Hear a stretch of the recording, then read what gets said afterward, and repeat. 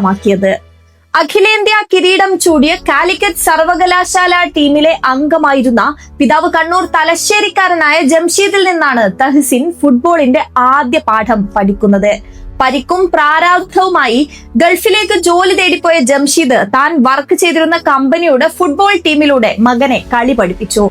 അക്കാദമിയിലെ പരിശീലകരായ Algerian സഹോദരങ്ങളിലൂടെ അൽ ദുഹൈലിലെത്തി. ശേഷം ഖത്തറിന്റെ കായിക നഴ്സറിയായ ആസ്പയർ അക്കാദമിയിലും. അതിനിടയിൽ ഖത്തർ യൂത്ത് ടീമുകൾക്ക് വേണ്ടി തഹസീൻ നടത്തിയ പ്രകടനം ശ്രദ്ധ പിടിച്ചുപറ്റി. അണ്ടർ 16, 17, 19 ടീമുകൾക്കായുള്ള കളികൾക്കിടെ തഹസീന്റെ മികവ് കണ്ണിലുടക്കിയ അൽദുഹൈൽ പരിശീലകൻ ക്രിസ്റ്റഫ് ഗാൽറ്റിയർ ആണ് താരത്തെ ടീമിലേക്ക് വിളിച്ചത്. ഫിലിപ്പ് കുട്ടിന്യോയും മൈക്കൽ ഒലുങ്കയുമെല്ലാമുള്ള ടീമിലേക്കാണ് തഹസീൻ എത്തിയത്.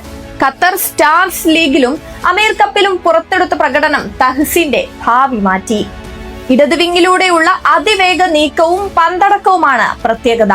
അൽദുഹൈലിന്റെ എംബാപ്പെ എന്ന വിളിപ്പേരിൽ ഒടുവിൽ ഖത്തർ സീനിയർ ടീമിലെത്തി നിൽക്കുന്ന തഹസീനിന് വേണ്ടിയും ഈ ലോകകപ്പ് കാലത്ത് കയ്യടികളും ഫ്ലക്സുകളും